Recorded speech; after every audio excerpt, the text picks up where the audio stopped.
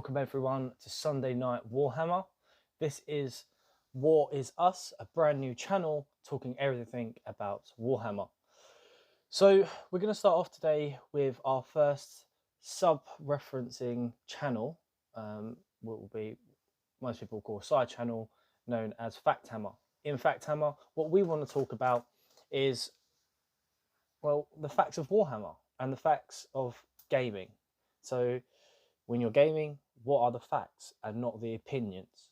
I think there's too many channels out there that give you opinions rather than facts, and we just want to talk about the facts, which I think is the most important thing when you're turning up to a tournament or turning up to a friendly game, so there's no confusion and no arguments and no bitter taste left in your mouth. So with no further ado, we're going to get into this now. And we're going to be actually touching on the subject of Maggotkin of Nurgle. Now, I understand this is an old book, but the most important thing for us is to actually discuss this book because it's had so many changes with the new FAQs, with the new GHB, with the new War Scroll updates, that I don't think everyone has actually caught up on all of that still, because 2020 has been a crazy year. Now, as you can see right now, I'm recording in my bedroom and not where we would normally be recording, which is a hall that we rent out, which was the plan. That was postponed, obviously, due to COVID. So we've just got to make do. So I apologise about the clothes in the background, the TV, and all my personal items. Not that you really want to see that, but I've got to work with what I've got. So the place we're going to start off today is actually the most important part, I think, of Nurgle, is the allegiance abilities. So the allegiance abilities is a confusing section, I think, for most people, because the way it's worded isn't the most clearest of ways and isn't the most simplest of ways compared to how they are now wording things. So let me just pull this up for you so you can see the allegiance abilities. So what we can see from the cycle of corruption is that it tells you to roll a dice at the start of the first battle round. As it goes on, it then tells you before anyone's had their first turn. So what this is actually saying is, once you've done your rolls for your scenery and once you set up your armies, you then roll. So before anyone takes their first turn, you then roll on the corruption table. Now, whatever you roll is what you're going to be using. So if you roll a 2, you're going to be using the Fecoid Vigor. And then after that, it then goes in a clockwise motion as the battle goes on. So as you've just seen, the corruption table seems like a basic thing and very simple to understand. And you may be thinking, well, why is that the first thing he's talking about? Why is that important to know about? And the reason it's important is because you do get players out there that do an interpretation of the rule rather than actually using the rule of how it's meant. And what they'll do is they'll say to you, so the way my rule works is before deployment, but after scenery setup is completed, I roll my cycle of corruption table, and this is my table. And you look at the table and you think, okay, yep, that's fine. And a lot of people won't have their book out. When you brought the Nurgle book, you also got a corruption wheel with it, just to keep you as a friendly reminder, so you don't have to keep an open in the book and to go back to it. I believe it was with the book and the cards that you've got that. And the advantage you gain from rolling at that point in the battle before you've even deployed is huge, because if they roll, as an example, a 1 gives them +2 movement. Now, you think to yourself, +2 movement, what? Their movement 5, 7 inches. What's the big deal? But what it allows them to do is actually plan out their deployments of where they can then go, okay, well, I know I'm definitely got a 1, and that's what I'm sticking with now.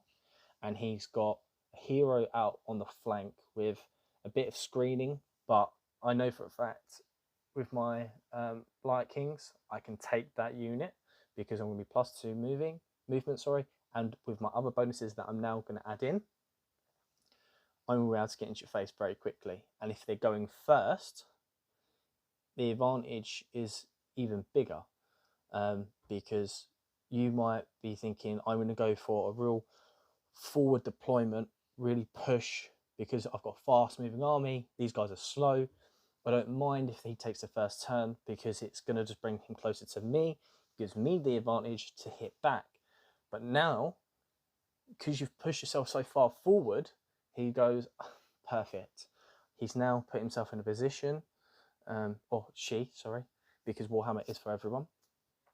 They put themselves into a position where I can go in and hit them at an angle where it's then going to push them actually into the opposite direction and have to then come into my units that are just extremely resilient. They're not going to be able to focus on both fronts, so I can actually box them in. So that's why it's really important that we actually clarify this rule first. Now, this rule can be altered. Now, the way it's altered is by a command trait called Grandfather's Blessing. And what it allows you to do, and a Nurgle demon can take it, a Nurgle mortal can take it, any Nurgle hero can take this command trait. It's available on all the tables. So Great Demon, Demon, and Mortal. And what it allows you to do is just alter the track by 1. Now, you can push it forward 1, push it back 1. Doesn't sound like a big deal, but when we start to dive into these actual allegiance abilities, depending on how, if they've rolled before that, after the deployment is completed, it makes a big difference. So I'm just going to quickly have a look here. So what we can see is rampant disease is a 6 as an example, okay? Now, the way that works is at the start of your hero phase, you pick D3 enemy units within 12 inches, and they all take D3 mortal wounds, okay? Now, first turn, you're not going to want that. That's something you might want either second turn or later on in the rounds, depending on your situation. So what you might do is you think, well, I'll give away the first turn because I've rolled that 6. I'll let him come close to me, and then I'll just push the track forward 1. So if he does any damage at the start of my hero phase, I'm healing. And that's the advantage they have by rolling that dice beforehand.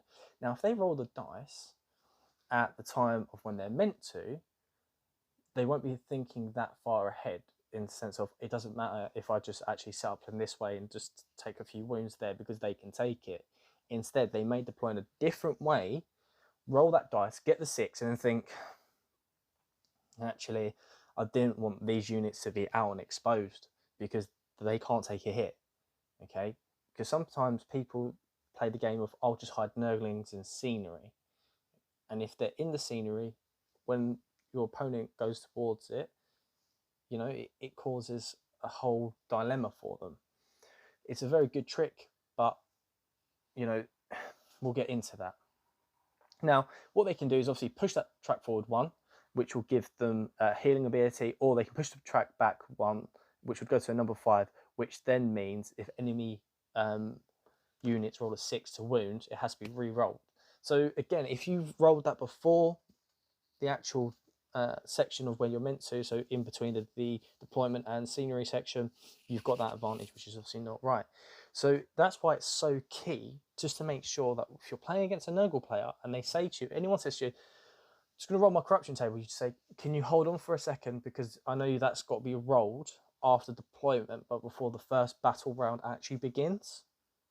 So it stops them from doing that. And also what happens is as the battle rounds go on, the corruption table goes clockwise, okay?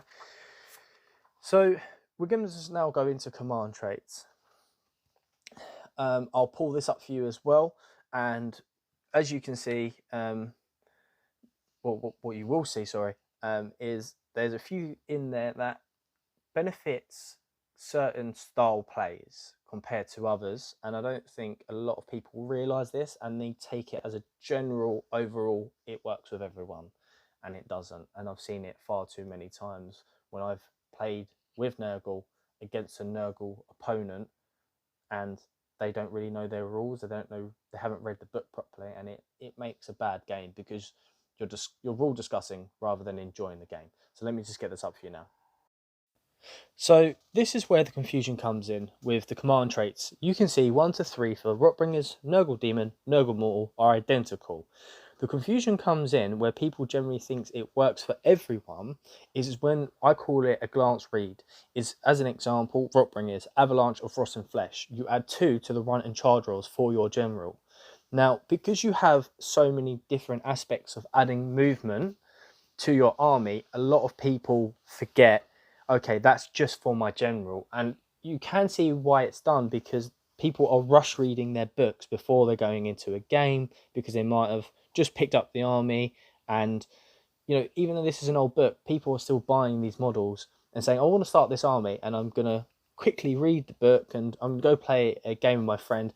And they misread it. So what I always say to people, when it comes to the command traits, speak to your opponent and just clarify what exactly it does, because every command trait in this book only affects the general. It doesn't affect your units, it just affects your general. Okay, so nothing can ever perk your army, only perk your general. Very simple, but these simple mistakes do happen, and it's because people are rushing what they're reading because they may not have time to. And if they've not played the army in a while, that happens. So unless you have a player who's consistently playing this one army, they will get things wrong. And we just want you to make sure when it comes to the command trait section, you ask your opponent when it happens and who it affects. And if they tell you it affects their whole army, they are incorrect. It only affects the general. It always affects the general in this book. So I think you're most probably looking at the video and saying, well, the first 10 minutes has been very basic, informative information that I can find anywhere. I can literally just read the book myself and get this information. But mistakes happen. And myself, I like to think that I've had a good experience in tournaments, and I've always been a good player to play against and always tried to be as fun as possible to play against. And I've experienced playing against some of these people where they're completely misusing the rules, or I don't want to say it on purpose, they're actually just tinkering with the rules just slightly so it benefits them. But as soon as someone gets a rule incorrect, it can change your whole opinion of that person and how the game went, and it can leave a sour taste in your mouth. And the whole point is, for these first 10 minutes, it's just so you know exactly what the basics are of each book.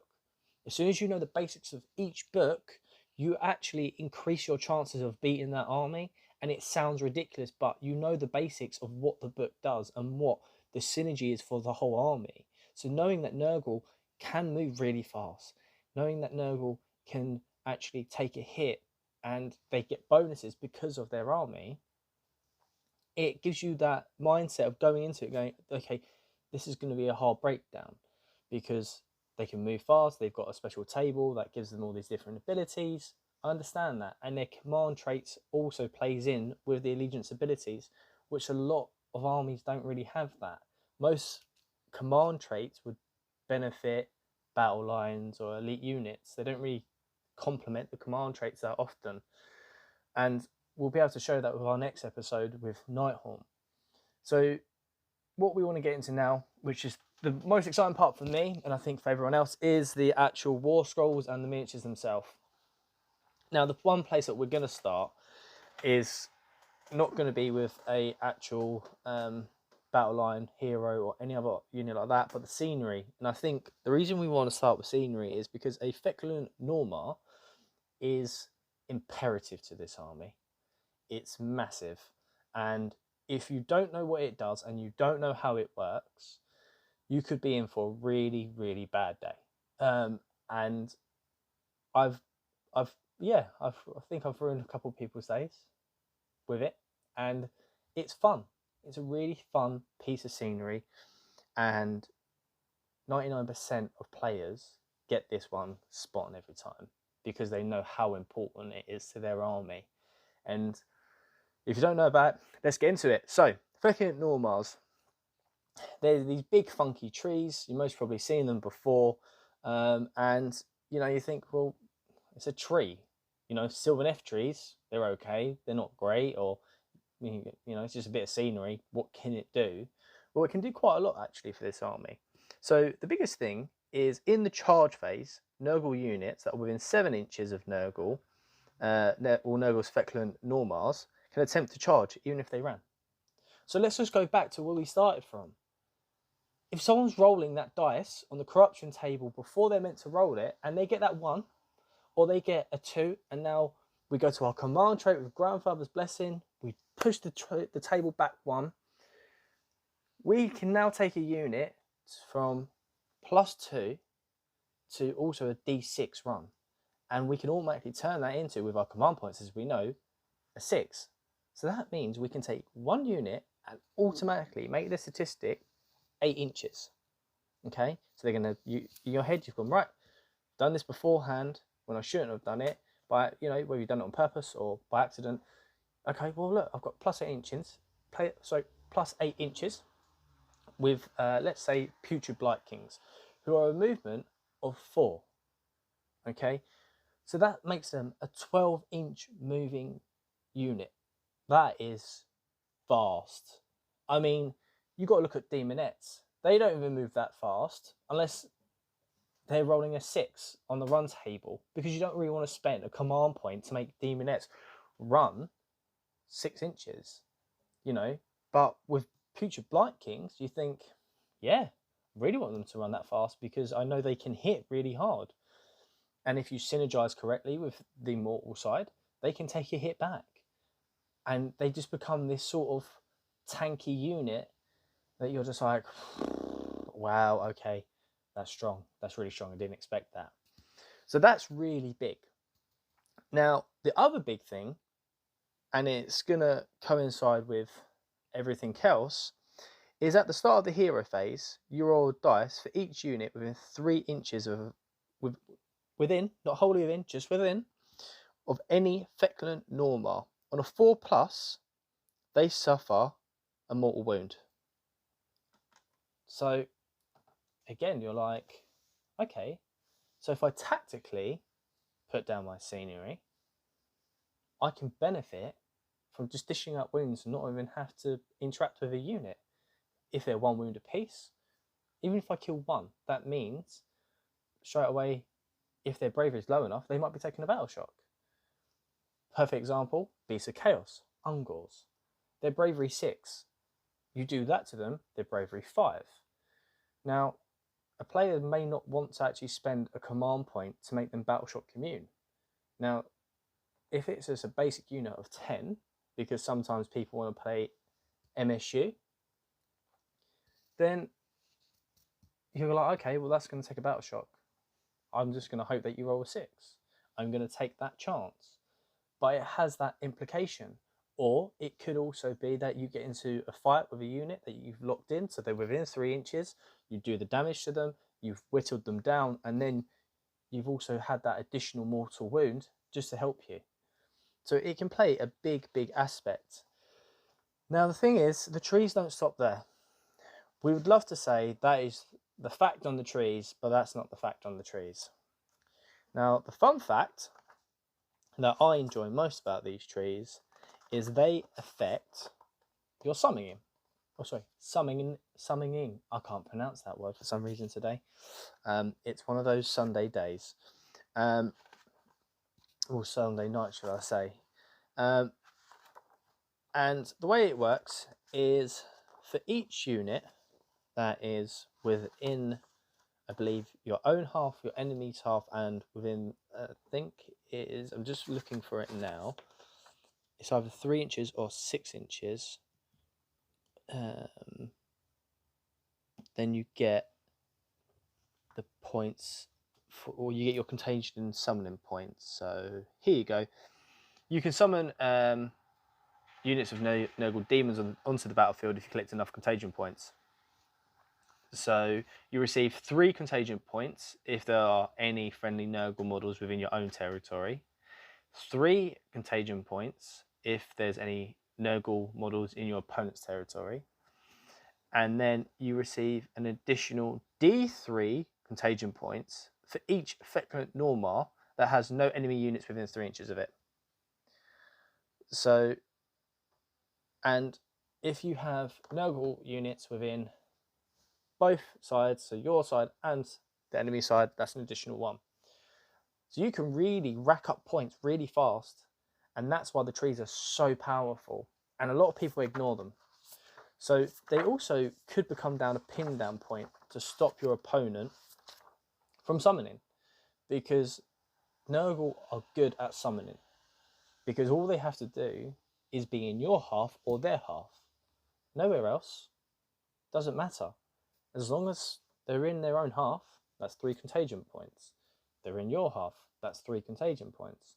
They're also now in both sections, so that's an additional 1 point. That's 7 already. They have a tree, that's an additional D3. So statistically, that should be averaging 9 points a turn. And you can't stop that. Now, obviously, they don't get bonus points from doing damage. They don't get anything like that. But as soon as you add that factor in, 9 summoning points per turn, well, what will that actually buy me as a Nurgle player, or what will that buy my opponent who I want to stop? Well, for 7, you can get another tree. So in turn 1, you can turn around and say, another tree is now going to be planted here. There's where my tree's going. Okay, and deployment for it, I believe, if I remember correctly, and I want to make sure I'm 100% right on this, it has to come from a Nurgle hero and more than 9 inches from any enemy models, and wholly within 12 inches of that Nurgle hero. So it's very much like the Slanesh summoning pot, and I believe also the Tzeentch summoning pot of how it works. But you can literally just plant a tree down. You say, I now have 2 trees. So that's now double damage output potentially of what it can do. And also I can protect a unit from this. You can get a Nurgling set, so a set of Nurglings onto the board. At first you may think, well, they're not that great, but their war scroll is fantastic of what they can do. You can get 5 Plague Bearers. Again, you may think that's not many models. I shouldn't be worried about that, but they are resistant and very resistant. And then as you go up through the ranks of points, you get bigger and better things. So then it's like stuff like Beasts of Nurgle, a larger amount of Plague Bearers, Plague Drones, and then eventually the highest tier is a Grey Unclean one, which is fantastic, because if you save your points up at the right time and you've already lost your Great Unclean one, you can just bring him back, affecting the game quite massively. So I thought that was always a good place to start off with, was the trees, because they're so underestimated and a lot of people don't actually realise how important they are to a Nurgle army, and the fact that they do a lot and they affect everything. So then the next most important model, which I've already mentioned, is a Great Unclean one. Now, we all know Warhammer has 2 variants. There's always a named hero, there's always an unnamed hero. So we're going to start off with the Great Unclean one. And for this guy, I'm not going to put up the battle, the actual battalions, war scrolls, or the actual war scroll for these guys. I'm just going to run through their abilities. I'm not going to touch on what their weapons does, anything like that, because that would just be extending the video too long. So we're just going to quickly run through this. They have Blubber and Bile. So each time you roll dice to allocate a wound or mortal wound on a 5+, it's ignores. And if you roll that 5+ or more, you get a in addition. So you have to roll the dice and obviously roll a 5 or more to activate the next part of this, which is then on the 6+, and it's so in addition, if it's a 6+, then in its combat phase, the attacking unit suffers 1 mortal wound after all of the attacks have been made. So we're in the combat phase and we've got Great Unclean one versus, I don't know, let's say a Keeper of Secrets. Keeper rolls his claws, he does the wounds, he says, okay, there's 5 mortal wounds there, that's all that's been successful. you pick up your 5 dice, you roll them, you roll 2 6s, and the rest go through. So you've taken 3 wounds as well as those 2 6s. Now, what will happen is those 2 6s bounce back and wound the keeper, which may or may not be to what the Hedonites players want, because you don't always want to take wounds. The next big thing is the complemented, I can't even pronounce this word, but I'm going to attempt to, complemented mass. Now, in your hero phase, you just heal D3 wounds, and that's where it does. It's because you're a big fat blubbery thing, and it likes to just sort of congeal back together. Then you've got Mountain of Loathsome Flesh. So you roll dice each time an enemy unit is within 1 inch of this model. After this model completed a charge on a 4+, you deal out an additional D3 mortal wounds. So a lot of people think a Great Unclean One, not very fighty, not very good at anything. It's sort of just like an all-rounder, and it does okay at everything. But this thing can kick like a mule horse. And yeah, it can hurt. The next great thing is the Putrid Offering. Again, this one is very simple, and it references if you've got the Bile Blade and you're attempting to cast or unbind a spell, you basically say that you're going to stab yourself, hook out a bit of your meat, eat that, and then you get +1 to your casting rolls for unbinding and obviously casting. Then we've got the Reverting Summons. So if a Nurgle unit begins its movement within 7 inches of this model, and you've got the Doomsday Bell, you add 3 to its movement.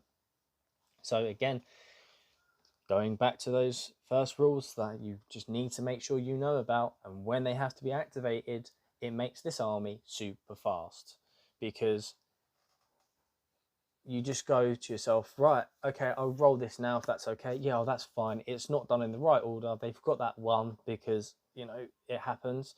And then they go, and +2.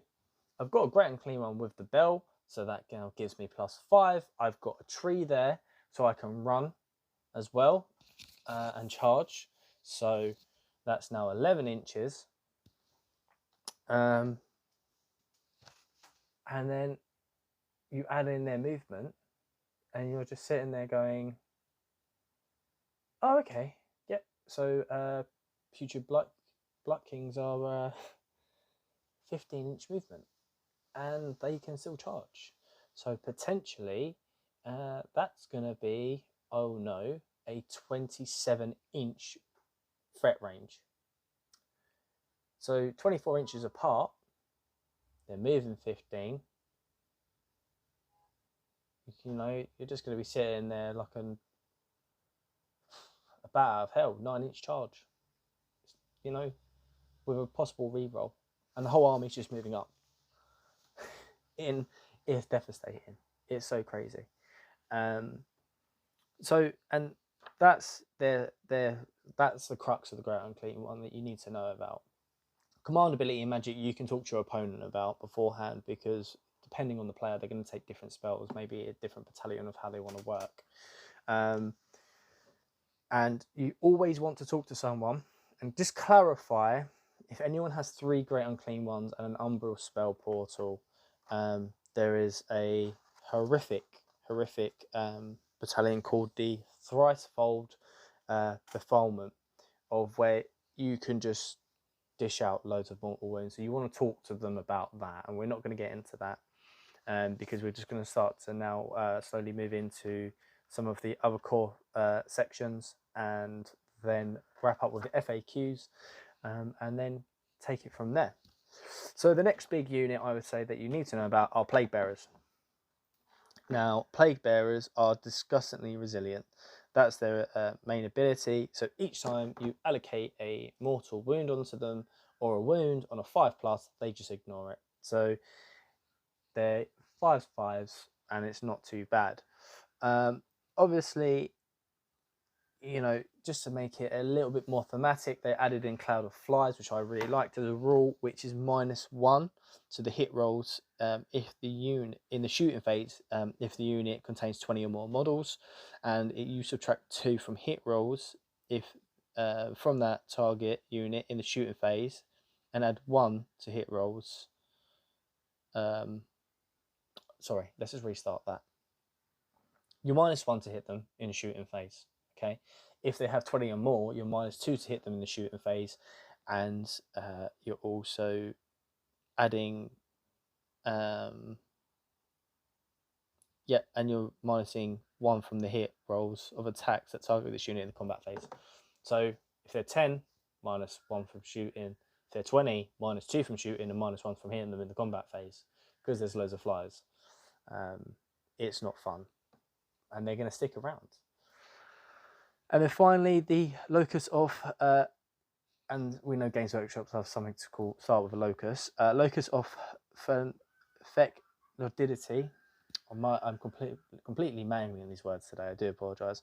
They reroll ones to their save roll if the demon hero is within 7 inches of them. Nurgle demon hero within 7, and then reroll that save roll for 1.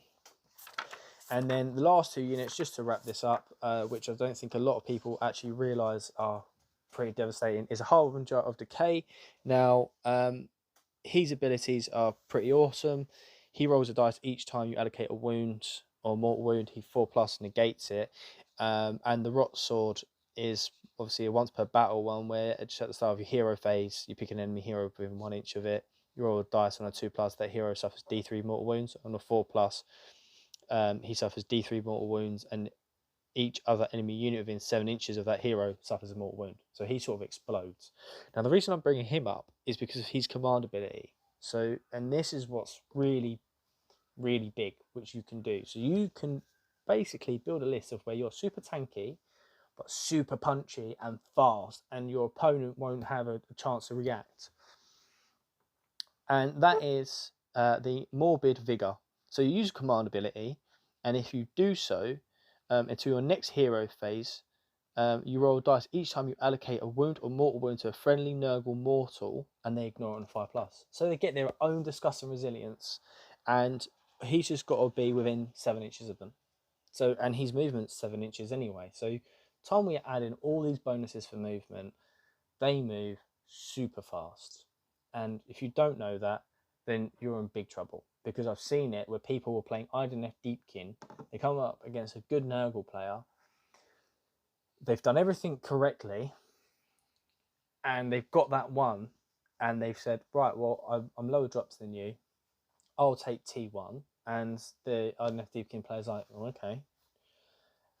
And before they know it, they're in their face, and they've literally locked them all in. The ills aren't going anywhere until turn 3 or 4. You know, they're just stuck there, and then it's bad news. You know, the ills that they do have in the back end, they might think, well, I can try and take that great unclean one, but he just shrugs a lot.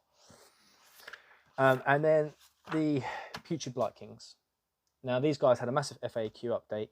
So their best ability, which is the Blighted Weapons, is each time you hit, do a hit roll. It used to be a 6+. It done D6 additional hits. Now it's just a natural 6, and it explodes. And these guys are the most underrated unit in the Nurgle army. Everyone looks out for the Plague Bearers because they know they can, you know, soak up a lot of damage. But Putrid Blight Kings, a lot of people look at them and they think, they're 4 wounds, they're movement 4, they're not great. But the fact is, they move fast, they hit hard, and they give you a headache. And they just cause so many problems, because when you're sitting there and they're just dishing out wound after wound, and they're not going anywhere, and they're just having all these extra saves, and there's multiple small units on the board of them just running around like crazy, you're thinking, this is a bad, bad day. And not because of the armies causing a bad experience, because you didn't expect them to do what they did. And afterwards, you look back and you laugh about it, and you think, do you know what? Next time I play her, and watching out for those guys, and you've had a good game because you've learned something. Now, where we want to end all of this is the FAQs, because as I started with, the FAQs are the big thing that's changed this army this year. And we've taken a lot of information out of the book, but not too much, and divulged it to you.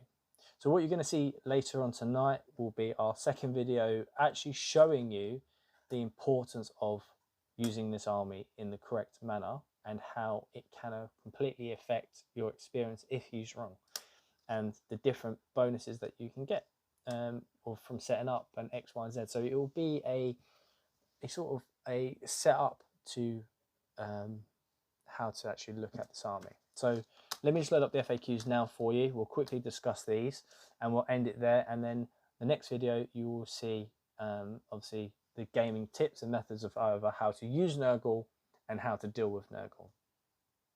So let's load. So we're just going to start off with the FAQs, looking at the magenta ones. These are the most important highlights, the war scrolls. Now, if we look at oh, excuse me, the Lord of Plagues, the Putrid Blight Kings, and the Pascal Blight Lords, all their abilities have been changed to the same. So now when you roll a 6, like I was previously saying, it's now going to do D6 hits rather than it being a 6+. So it doesn't matter if you have a -1, -5, or a -6 on you.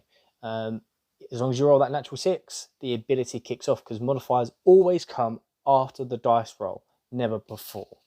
So that will be obviously, well, that is a very welcome change for all Nurgle players, and they are battle line the Putrid Blight Kings in a Nurgle army.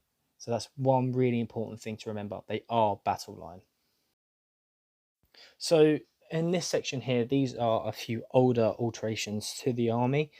These mostly cover the changes of command abilities or just general abilities, only being able to affect a unit once per phase rather than picking the same units multiple times, and a few keyword changes as well. So we've had a few alterations to this army, but as you can see, it's quite big, and I think the FAQs have improved the army rather than take away from the army, which does happen sometimes.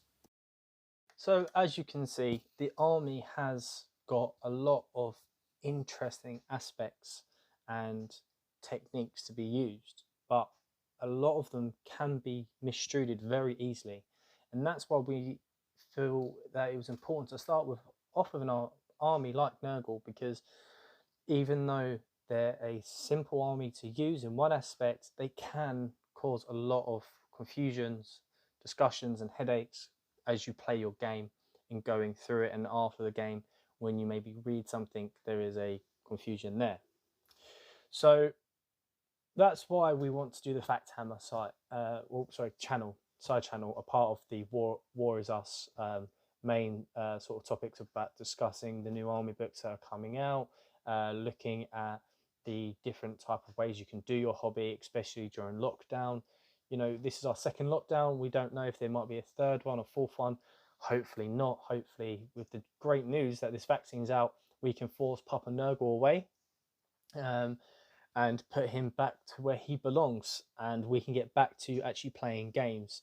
Tonight, what we're going to do is actually going to set up a table and just show you different ways of how deployment can be worked with this army, and just give you gaming tips and tricks to try and help you, and also make you aware, if you're coming up against Nurgle, what type of things they can do and the sort of layouts you can see with this force, which is something I think can help a lot of people if they're interested in improving their gaming experience, if want to go to tournaments and want to become better. It's by analysing these things. What we're planning to do is once a month as well is do a full game review. So what that means is, if you're a sports fan and you've seen stuff like Sky Sports, or BT Sports, or watched any sort of sporting program on BBC as well, we will sit down. There'll be a few people that's a part of this channel that you've not been introduced to yet, and we're going to actually look at what their lists are, how they could potentially deploy, what could potentially happen, and then we're going to watch the game. There will be obviously commentary in that, and afterwards, once it's all said and done and the dust is settled, we'll review what people could have done, and we're also going to implement a halftime break. So the players might be able to go toilet, get refreshment, something like that, and also just hear from them of what their thoughts are behind their tactics so far during the game and how they might actually go forward and attack it. We're not looking to do massive epic battle sizes, not of like the 2000 scales, because that is a very long time and not everyone always has that available. But I think a good scale of maybe 1500 points is what we're looking at, and just so you can actually see the thought process behind a player's decision and what they're doing, and then afterwards see how they could have altered that. And that should give you a good indication of what you can do and what happens if you become in that scenario. So hopefully you've enjoyed this video. I know it's been a long one. We are trying to get this process down and make it shorter, these videos, and a lot more informative, a lot quicker. Next time we'll be discussing Nighthaunt. That's a book that's had ups and downs. I think they got a really good White Dwarf review. That's now completely disappeared. Hopefully I might be able to get a friend of mine who's painted a beautiful Nighthaunt army up called Ben. Hopefully he might be able to come on. We don't know, people's schedules at this time are crazy. If not, obviously I'll just speak to him and get some advice from him as well, so more knowledge and information of what he thinks, because that's all we want to do, is be informative, factual, and straight to the point. So if you like the video, give us a thumb up. Hopefully you'll subscribe and hit that bell notification, and you'll enjoy more content to see us soon. Thank you very much, and thank you for watching War Is Us.